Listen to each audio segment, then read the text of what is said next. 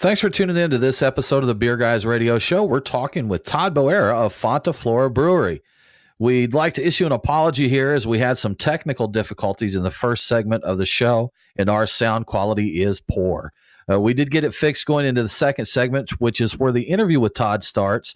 So we do hope you'll bear with us through the first segment. And again, we do apologize. We hope you enjoy the interview.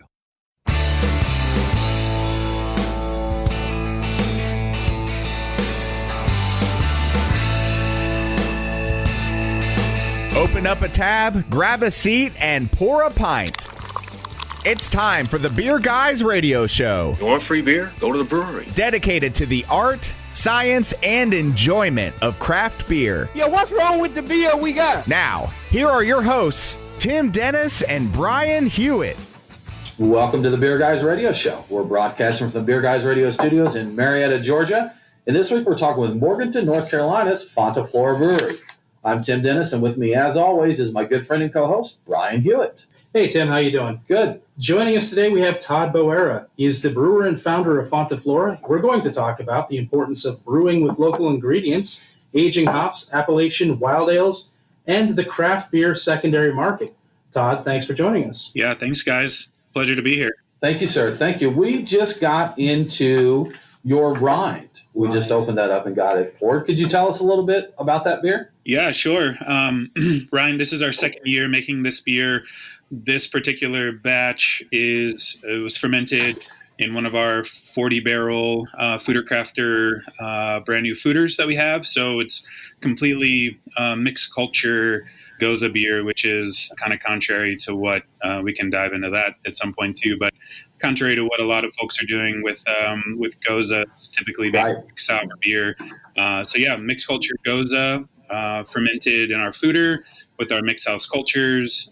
We processed about 6 tons of watermelon in-house that we blended up and shot into the foeder for the fermentation.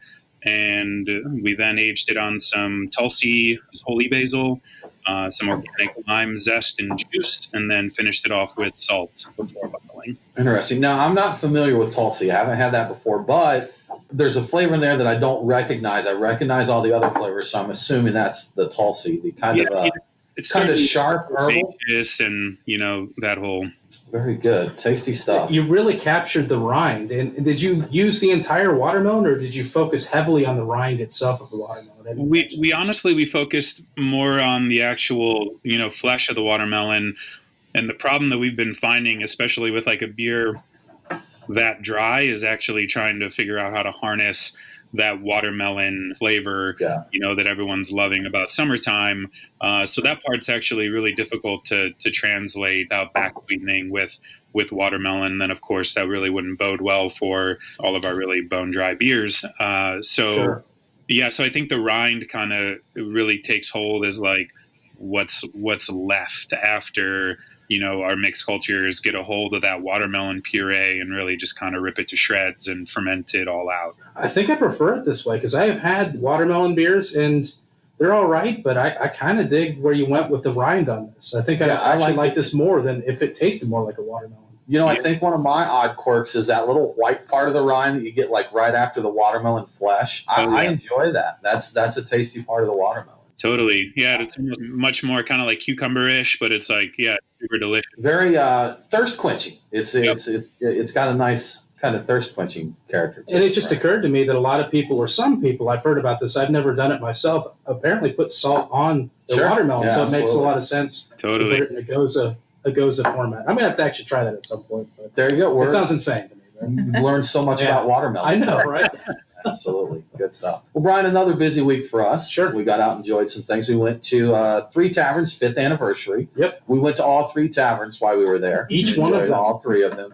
And some fantastic beer. Such a huge, amazing beer list they had there. Smalls was there with us, who doesn't get out to a lot because she's a busy, busy woman. But we had the whole gang there, didn't we? Yeah. So that was a good time. Yeah. And Smalls is in studio tonight. She is. No mic, but she's looking and nodding approvingly at things. But my favorite there, Brian, my 2 favorites, because they had it divided out where they kind of had IPAs and stouts in one area. They had a kettle sour area, their sour asylum. Sure. And then they had the mixed fermentation type beers, spontaneous beers in another area. And as much as I love their mixed and spontaneous, I didn't hit that, man. I hit the kettle sours and the stouts a lot. And the Mount Fang Bourbon Barrel Stout was my favorite, and my second was probably the Pineapple Upside Down Sour they had there. Those were both really good.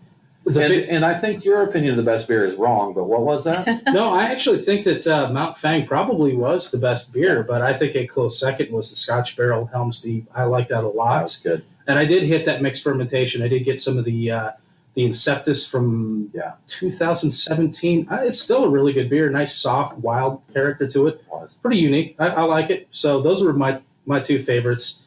I also went to a party themed around a Christmas tree lighting at a mall, Tim. That sounds very 1980s, Brian. Yeah, it was nuts. Neighbor, it was kind of a housewarming / Thanksgiving / a Christmas tree lighting thing.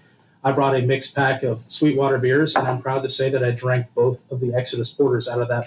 Good job. That is the only reason I'm bringing it up, just to brag about drinking both of them out of the mixed pack. And then I left the rest for everybody else to enjoy. There you go. Well, you got your Exodus, man. Yeah, so exactly. That's good. That's also, just throw something out there real quick.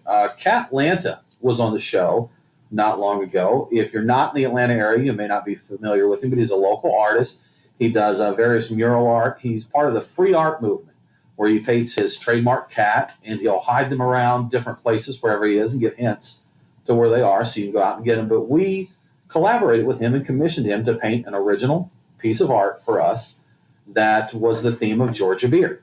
And we are auctioning that piece off right now to support the Giving Kitchen in Atlanta, which is an awesome charity that supports people that work in the service industry, and your favorite bars and your favorite restaurants, and that when these people fall on hard times, they don't always have the cash flow to make it through that. So the auction is live right now on eBay. If you go to beerguysradio.com, you can see pictures. You can get more info on the Giving Kitchen and on Catlanta, and you can bid on the art. So we encourage you to go check that out. It's for a good cause.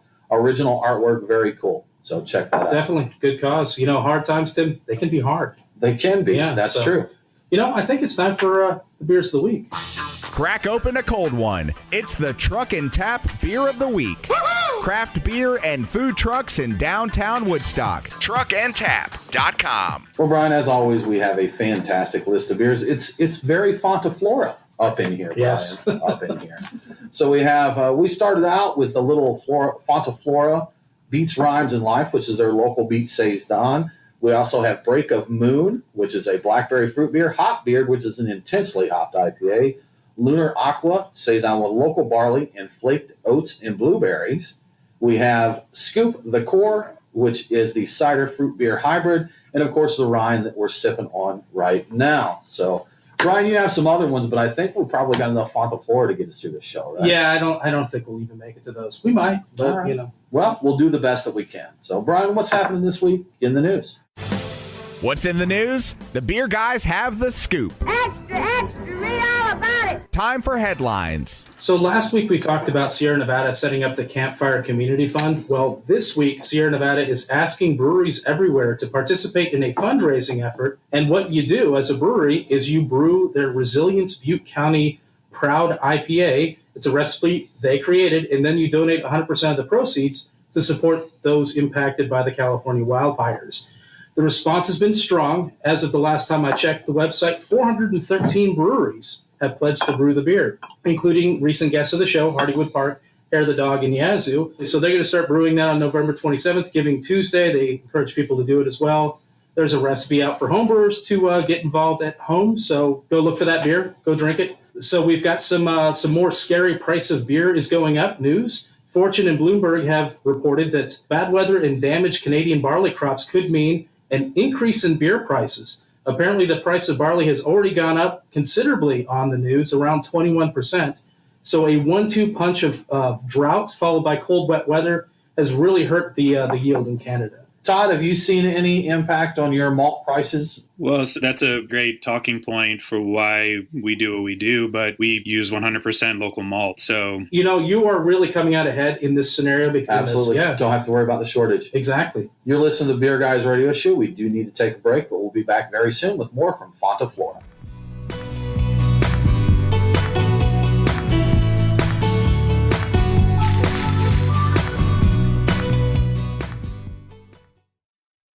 Are you thinking about opening a brewery in the Atlanta area? If so, take a look at the Park at Georgetown. This unique community will feature a collection of restaurants, as well as a craft brewery within the new J.W. Holmes luxury development, Dunwoody Green. Conveniently located less than half a mile from I-285, this enclave of restaurants will be the gathering place in Dunwoody. Krim & Associates, the developer of the Park at Georgetown, wants to talk to you. For more information, call Todd Semrau at 404-226-6526. Craft beer forged with a reverence for tradition and new styles that start a revolution. Ironmonger Brewing.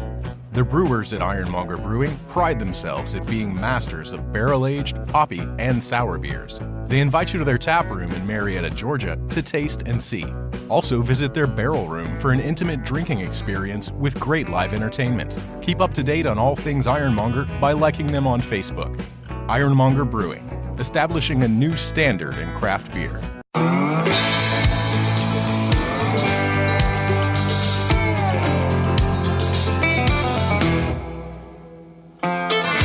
Follow the Beer Guys on Facebook, Twitter, and Instagram. Next Friday is Hawaiian Shirt Day. So, if you want to, go ahead and wear a Hawaiian shirt and jeans. Now, back to the Beer Guys radio show.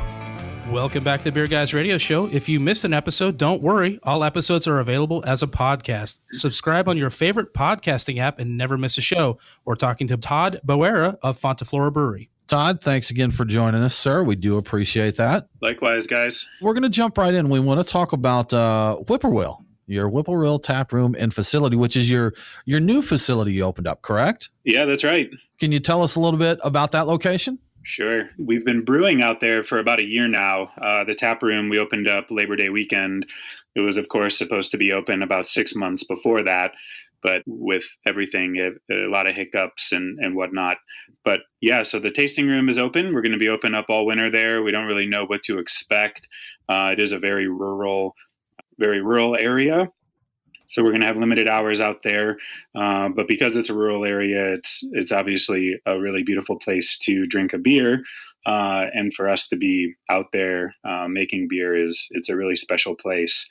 We've done tons of work out there already. It's an old dairy farm that dates back to the early 1900s, and when you see the property for the first time, it looks more like a monastery in Europe. There's a lot of old stone barns, stone buildings on the property, which isn't really like indicative of architecture in the Southeast at all. You don't really find like stone buildings like scattered throughout the Southeast. And so what makes our property interesting, we're at the mouth of a pretty large gorge called the Linville Gorge. And so you can see one of the rock faces that makes up the gorge from our property. And so, really long time from, stones being deposited, or it being like a river valley itself right there. And so they were just taking stones that were, coming from the property. I mean the farmers who first had that land and just building structures from it. So we're lucky enough to have it now. And we still have a lot of renovating to do on 3 of the original structures. But we have a 6,000 square foot barn, which is our brewing facility. It's a 15-barrel brew house. And then we have 4 30-barrel fermenters. We just put up 2 50s, not 250-barrel fermenters. That would be insane. 50-barrel fermenters. So much beer. So much beer. I already feel like this is so much beer. So, because you're coming from what was your old brew house or your other brew houses, like 3.5, 4.5 barrels? Yeah, that's right. Yeah, 3.5, and we would brew into 7s. So we essentially quadrupled, our brewing capacity, and obviously more than that with the addition of these 50s. So, yeah, it's a massive jump, for us.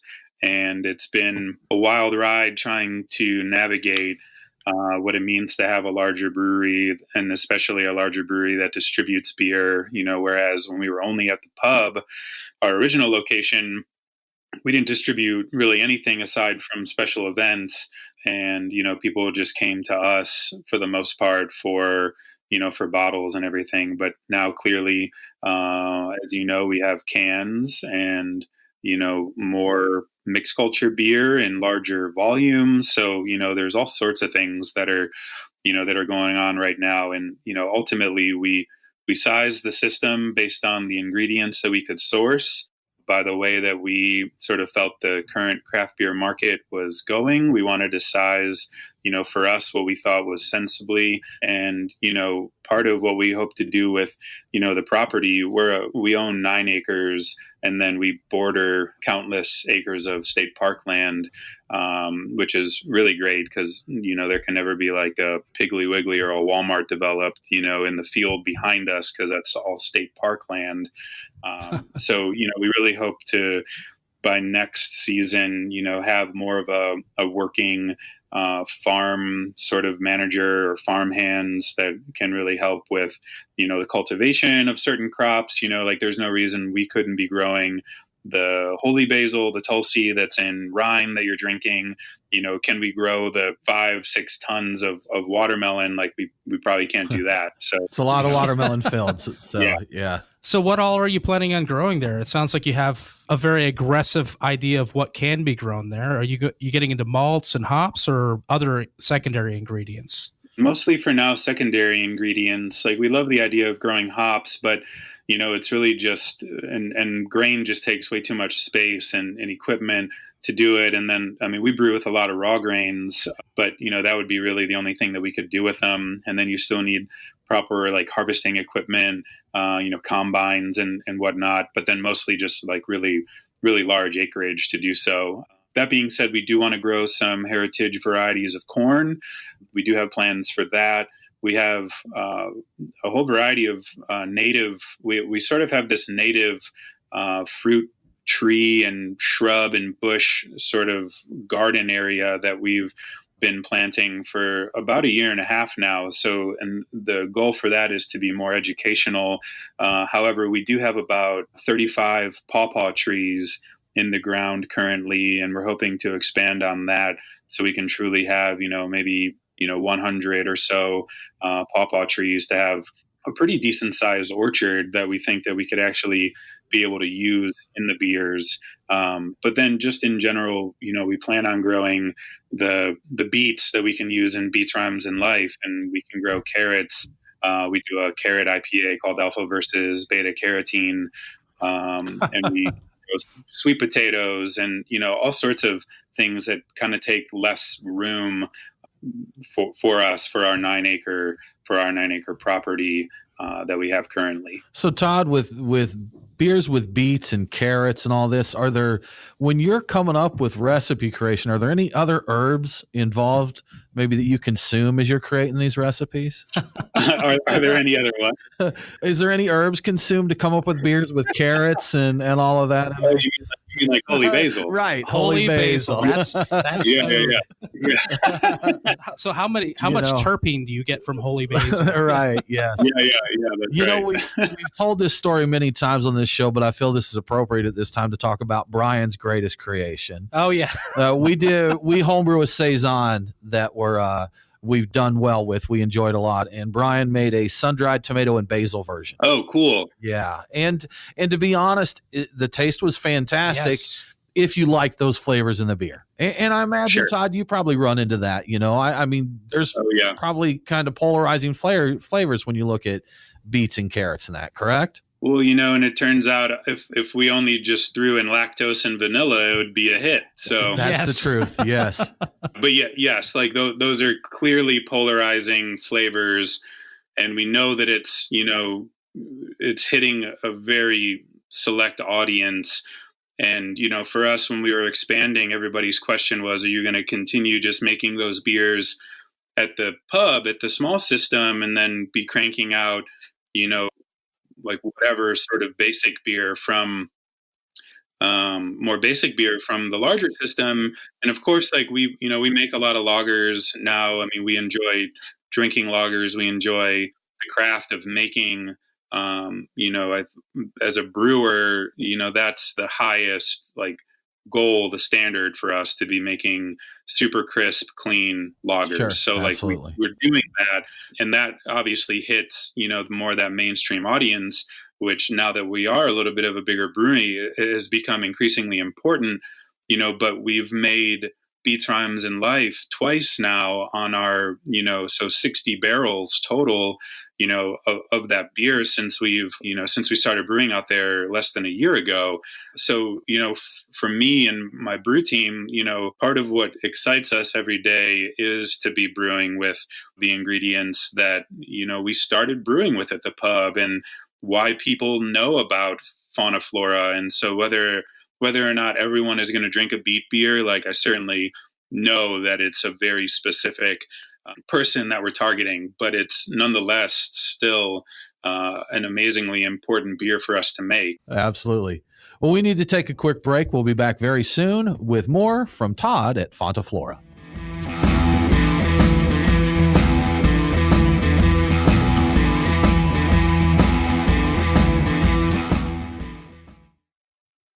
Looking for a great way to promote your business? Cedar Stream has what you need. For apparel, stickers, signs, and banners, we're your one-stop shop. There are never any art fees or setup fees. And if you need your items quickly, there's no additional charge for rush orders. Whether you own a brewery, bar, bottle shop, or other business, Cedar Stream is ready to serve you. Visit cedarstream.com for more info or call 800-686-7488 for immediate assistance. Cedar Stream. We print America.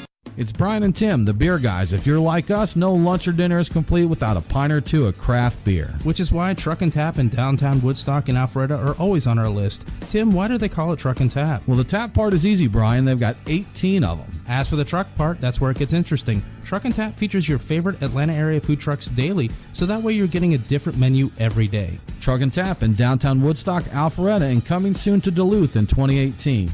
Truckandtap.com. Let them know that the beer guys sent you.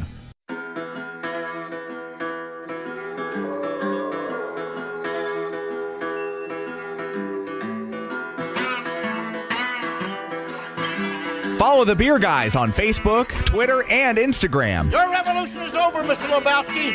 Condolences, the bum's lost. Now, back to the Beer Guys radio show. Welcome back to the Beer Guys radio show. I want to give a quick shout out to one of our great radio affiliates, Clay 1180 AM in Tacoma, Washington. Catch Beer Guys Radio on Clay 1180 every Saturday at 1 p.m. Pacific. We're talking with Todd Boera of Fonta Flora Brewery. And we just opened up your Lunar Aqua. This is a really tasty beer. What can you tell us about this? Yeah, we embarked for the very first time this spring and summer, on making clean fruit beers, so non-mixed culture. We've been working with fruit since day one, but they've all been barrel-aged sour beers. And this year we thought that we finally had some room to add what really turned into a whole lot of chaos into our lives, as all of my brew staff would tell you, to making clean fruit beers that then got put into cans. And I feel pretty comfortable saying that I think we're pretty well the only brewery that does anything like this, because we were taking in fresh fruit directly from the farmer all summer long, whether it be the blueberries that are in Lunar Aqua, or the black raspberries that are in Break a Moon, that you also have with you. And we were processing them in-house by hand, pasteurizing them, and then injecting that pasteurized fruit into the fermenter, into the fermenting beer. So truly a local fruit experience that we were able to put in cans for the first time this year. So Lunar Aqua, we have been working with that farm. They're called Perry's Berries for a number of years. And the guy's name's Terry Perry of Perry's Berries. It's kind of ridiculous. That's excellent. Yes. Yeah, that sounds like something they'd say in a rom-com movie. Yes. Yeah, totally. And they're great people. We've been working together for almost 4 years now. Like all the blueberries that have been in Nita Hug, one of our fruited Appalachian Wild Ales, blueberries all come from them. And so it was really cool this year to put blueberries in a clean beer that went into a can. And our invoice with them alone this summer was almost $20,000 worth of blueberries. There's about $8,000 worth of blueberries that went into the batch of beer in Lunar Aqua. So it's a really hard fruit because of how much it costs, and then kind of, as we were talking a little bit about off air, just how difficult it is to actually get those blueberry flavors to shine in certain beer styles. So looking at the can, it reminds me of the interesting story behind the name. It's very much visible on the can. I was wondering if you could tell us a little bit about that. Yeah, sure. Certainly when anybody is trying to decide on a brewery name, it should be a hard one because it's obviously going to stick with you forever. It's kind of like getting a tattoo, I guess. It's like, so it better be a good one. It better mean something. And so it was a struggle for us. I tend to overanalyze, and for us, I mean, I have three business partners in Fonta Flora, and I tend to overanalyze everything, so I couldn't really decide on a name. And Fonta Flora just kind of finally kept coming up in conversation, and it ultimately refers to an old sharecropping community that existed on the banks of the Linville River, which obviously pours through the Linville Gorge. And that is the feature, part of the feature that I was talking about, the rock face that you see from our new Farmhouse brewery. And so, that brewery, we're really close to where that original settlement was, which is super romantic, for us to be able to bring it back so close to, where we took our name from.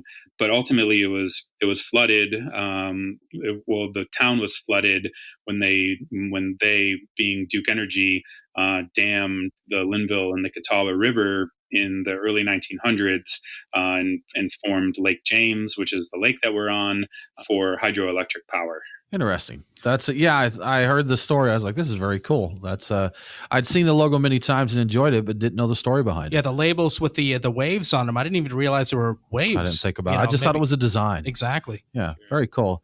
Interestingly enough, my grandfather was a North Carolina sharecropper in the 30s and 40s. Whoa. Over there, and my family's from there. Do you know where Dunn, North Carolina is, Todd? Yeah. Yep, sure do. All right, that's where my dad's side of the family's from. We're from Dunn, North Carolina there. Well, another thing that we talked about briefly, Todd, on the break was we talked some about Farmhouse brewing, and you mentioned your friends over at Scratch Brewing, and they wrote recently a treatise on farmhouse brewing that they published through Good Beer Hunting, and online there's an excerpt, and so far that's all I've been able to read so far. But the essence of it was basically kind of calling back to the roots, I guess, to farmhouse brewing. So the term's thrown around a lot, whether it's farmhouse beer or farmhouse brewery. What does that term mean to you? I always hesitated with using that term when we were just operating out of our downtown Morganton location, which obviously wasn't on a farm.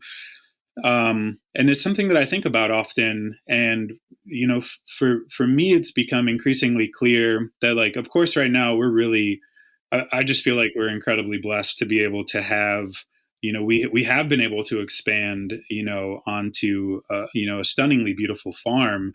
And we're sort of able to continue out our vision of what we think, beer, food, just things that, what you're putting in your body and like what it can actually be, so, and not everybody has that opportunity. So what I will say is, looking back at it, we've been using local ingredients forever. That's how we started. It's not, it's not a gimmick. It's not, it would be a bad gimmick because it's all really expensive and really labor intensive. Sure. Yeah. So, what I think is to be a farmhouse brewery is really utilizing ingredients from your local area. And for me, I think that could represent somebody that happens to be in a warehouse in a city, but is using ingredients that are being grown around them to create their beers. To me, that's that farmhouse spirit, and so like I would, if you want to use that term, like, cool, go for it.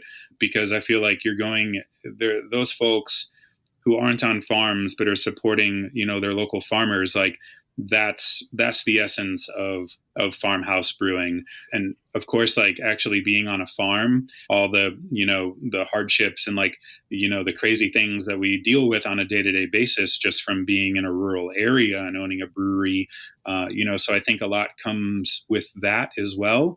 But for me, I'm just so ingredient driven with what I think that beer, should be, that it's very much for me. If folks are using local ingredients, go ahead, use that term. Well, that's something that, and as you mentioned, we do have a lot of breweries because we're not necessarily open prairie country here anymore. So you do have a lot more breweries in local city centers, and many of them are trying to go back to more local stuff. And I know one you used, Todd, that was a guest on our show not long ago, Riverbend Malt House. Yeah. So getting the local malts and that, we learned a lot about the malting process from them, and kind of the impact that purchasing local malt has, the positive impact that it has on the environment, and that when you're not trucking malt across a continent or around the world, things like that. And as we've learned, it has a benefit of not being subject to the price increases when Canada goes crazy with their temperatures and their yields. At least not now. At least not now. If it keeps driving up, everybody's going to be going to Riverbend. They might be going to Riverbend. Well, yeah, unless the Southeast experiences that very same thing, then I'm kind of screwed. So that's a good point. That is also a good point. I'll keep stretching out the definition of going backwards from the way craft beer is, because local keeps becoming more local with craft beer. Yeah. But if we have grain shortages, then your farmhouse, locally sourced from Detroit, Michigan. Yeah, exactly. Let you do what you got to do there, right? It's hard. The price does not reflect the work that goes into it. And of course, with food, because of governmental subsidies, and we believe in what we're doing with local ingredients. But at the end of the day, like, we can't charge what the beer actually needs to be on the shelf, because at the end of the day, they're not willing to pay it. Sure, absolutely. You're listening to the Beer Guys Radio Show. We do need to take a break, but we'll be back very soon with more from Fonta Flora Brewery.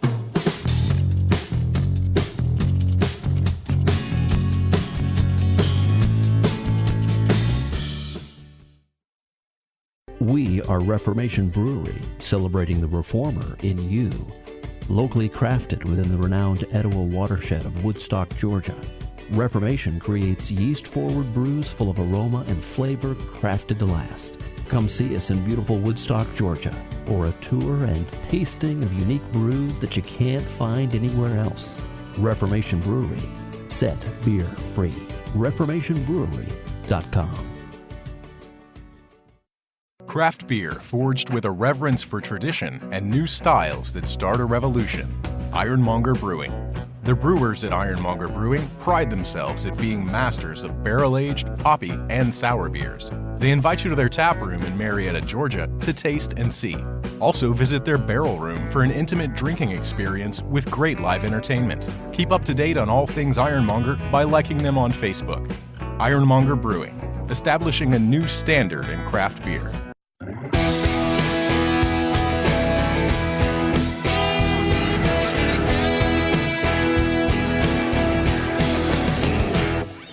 Follow the Beer Guys on Facebook, Twitter, and Instagram. Well, I'm sure I'd feel much worse if I weren't under such heavy sedation. Now, back to the Beer Guys Radio Show. Welcome back to the Beer Guys Radio Show. If you enjoy the show, please consider supporting us on Patreon. Just go to patreon.com/beerguys. Patrons can get some cool perks like Beer Guys swag and commercial-free episodes. And a huge thank you to our newest patron, Elliot Hall. Now back to our conversation with Todd Boera of Fonta Flora Brewery. Todd, we would like to talk to you about Appalachian Wild Ales. Oh, good. So we assume this is the Appalachian version of an American Wild Ale, but what differentiates an Appalachian Wild Ale from a standard American Wild Ale? Yeah, it's just kind of our spin on with the types of ingredients that we use to create them. So yeah, stylistically, it's an American Wild Ale or American Sour Ale, and for us at this point, we've been doing it for long enough where it's sort of like there are guidelines that we've created for ourselves of how we release them with sort of that nomenclature behind it. So it's, the Appalachian Wild Ale is obviously, so we're always using, as with all of our beers, but always using local barley, local Pilsner malt, and local raw wheat. And then if it's going to get fruited, which they often are, the fruit is really thus far, other than one, it's always fruit coming from Appalachia. So you have all these other ingredients. What about hops? Do you ever try using any kind of locally grown hops? I'm not even sure what's available in terms of a locally grown hop in North Carolina, actually. Yeah, there are folks growing them, but the problem is there's really no one that is able to preserve and package. No one's really drying, and no one's pelletizing. So a lot of the stuff, folks are just trying to sell us fresh hops. And so, and we're interested in that. We use them, but, we're more trying to, so for like IPAs or something, we're not really interested in trying to explore North Carolina hops, but we are trying to source more local hops from farmers that then we can dry and age ourselves, that will ultimately go into, the Appalachian Wild Ale series. And this winter will be the first time for us. We'll be employing a cool ship for the very first time. So for beers like that. Very nice. Very cool ship. A very cool ship. Mm-hmm. Yes. Now you talked about aging hops, and we noticed that you age yours in burlap bags. Does the burlap specifically add anything to the aging of the hops? I just think burlap's breathable. So that's just kind of why we chose. I think we just had a burlap bag laying around one day because we used to use them for table decorations at events, and just had some excess aged hops, and that's just kind of what I threw them in, and just found that worked pretty well. No, I know aged hops are typically used in, lambics, gooses, wild ales, and that. What characters do they impart that's different than using the same hops fresh? Yeah, and I think that would be a really interesting experiment to do both side by side. Yeah, sometimes a lot of that stuff is just kind of sticking with tradition, and so that's certainly a part of it for us. But the aged hops, sort of having, potentially carrying, less alpha acid content because of that aging it out. And then just kind of some of those funkier flavors. I think that's even sometimes, when drinking lambics, that profile that you're getting really has to do a lot with they're hopping it pretty intensely for a spontaneous, for what eventually becomes a sour beer, so I think the hops really do play a pretty big part in the overall flavor and aroma profile in wild ales and spontaneous beers. And those are really generally not given much credit in the flavor profile of those beers. It's all about the cultures and that. Yep. But because I never really thought about it, using those aged hops, I guess it makes sense that they'd be a big part of the character. Yep. Yeah, it's always kind of giving credit to the wild yeast and bacteria in there. Yeah. Well, and they are, but the thing that we also don't consider is that there is an actual preservative and antibacterial quality to aged hops that's still there even when the alpha acids drop. So by doing that, they actually help preserve the beer and allow it to age as long as it does. Yep. So that's one of the perks of it. I'm curious, how long do you typically age your hops before you use them? It really is just a function of more of what we are able to do. We don't really have a set thing right now, but as we sort of gear up for more cool ship brewing to begin with, and then making more wild beers. Yeah, I buy currently from say from BSG or something, and they have hops that are already East Kent Golding is what we use the most of. And right now the East Kent Golding stock, the whole leaf that I bought from them, was already from 2012. So they're already very old, but they weren't necessarily aged in my burlap bags for that long. But at this point, the ones that we kind of have sitting around have been kind of aging out and open to the the air in the burlap bags for about a year now. It's interesting to see all that goes into that. The character that gets that. And, I'm going to pay more attention to the hops in those kinds of beers in the future. See if I can pick out those characteristics. When we went to the hop farm and we tried those old dried hops, they did smell like a lambic or goosey. Yeah. Yep. Kind of circling back a little bit, Todd, to the beginning with the Appalachian Wild Ales. You have an Appalachian Wild Ale Society. We do. That allows members to get some exclusive beers your Appalachian Wild Ales, correct? Yep, that's right. Now, one thing I noticed interesting in that, and because we know other breweries do kind of bottle clubs and that, but one thing you seem to take a pretty hard stance on there was reselling your beer for financial gain. Right. And we know the secondary market is a big thing with craft beer.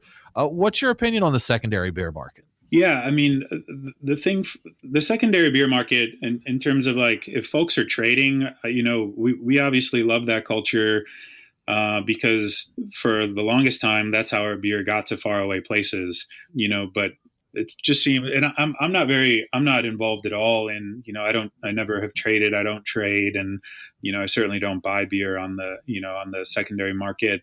I think where the problem comes in, if a brewery was charging, say $100 for a wild ale or for an imperial stout, a lot of times like they would get eaten alive on the internet for doing something like that. But for me, that puts the money back into the hands of the people who created it.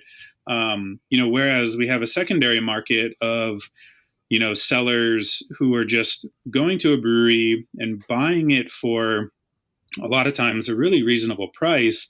And then they're the ones that are, jacking up the price and making a ton of money off of, just really, really rare beers. And, I don't pretend to think that that is coming from a lot of that happens with a lot of our beers. We do see folks with certain beers selling it on the secondary market. And, for us, it's just like we really want people, to be drinking our beers, the folks who are coming to get them to be drinking them. And I know that's rather naive in today's market. And, that was kind of one of the reasons why we liked the idea of starting the society, because it was getting to connect with a lot of these people, really, really personally. We're having a party at the Whipporwill Farm December 1st, where whoever is able from the society is going to come out and, we're just going to have a bottle share and eat barbecue and throw down for an afternoon. Sounds like my kind of party there. Yeah, absolutely. Yes. So we were hoping to kind of like curb that, maybe some of that secondary market stuff with just kind of giving folks and, if we started a society and it was people who were really vested in us, still it's like, folks are still going to trade those beers that they're getting from us for other stuff that's, around the country or world that they really want to get their hands on, and stuff like that's great. I just don't love the idea of someone else benefiting, making a lot of money off of, really something that, they didn't really have a hand in creating. Off your hard work, right, Todd? Exactly. We're not super vocal about it. It's really like when we come across it, sure. we try to nip it in the butt and try to handle it, appropriately with that person. But to tell you the truth, it hasn't happened a whole lot, at least that we know of. And again, it's not like we don't spend time, on Beer Advocate or on, and not to say that that's happening on Beer Advocate, but, we don't spend time like trolling the internet trying to like catch people reselling our beer. Like, frankly, I have like way more important, better things to do, right? Yeah, definitely. Absolutely. Well, that about wraps it up for this episode of the Beer Guys Radio Show. Coming up next week, we're going to be talking to our friends here at Ironmonger Brewing. We're going to talk to new brewmaster Sarah Green and operations and sales manager Ramsey Florence. For more craft beer info, please follow us online. We are Beer Guys Radio on Facebook, Twitter, and Instagram. Make sure to subscribe to Beer Guys Radio on Apple Podcasts, Google Podcasts, or your favorite podcasting app, or tune in every week on your local station. Thanks again for tuning in. Have a great week, and don't forget to drink local. Cheers. The Beer Guys Radio Show on the Beer Guys Radio Network. BeerGuysRadio.com.